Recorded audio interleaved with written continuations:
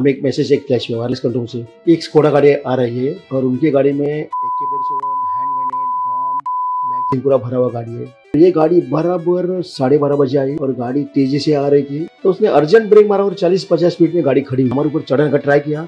हम लोग पीछे, एक गाड़ी में 2 आतंकवादी थे। जो कार ड्राइविंग कर रहा था उसका नाम अबू इस्माइल और लेफ्ट में अजमल का सब बैठा था। तो अबू इस्माइल ने, उसके पास पिस्तौल थी, वो पिस्तौल से उसने डायरेक्ट फायरिंग स्टार्ट की। तो हमारे भास्कर करम उन्होंने अबू इस्माइल का जो राइट का आंख है वो जिससे से फायर किया, उसका आंख ही मोड़ दिया।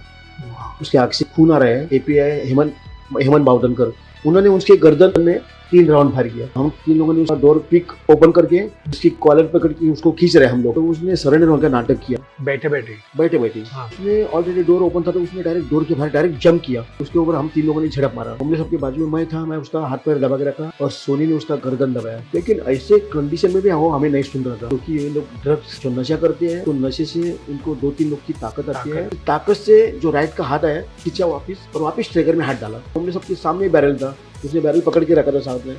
हमने सबको 6 राउंड फायर हुआ। हमने सब नीचे गिर गए। वो गिरने के बाद उनके सीने से खून आ रहा है।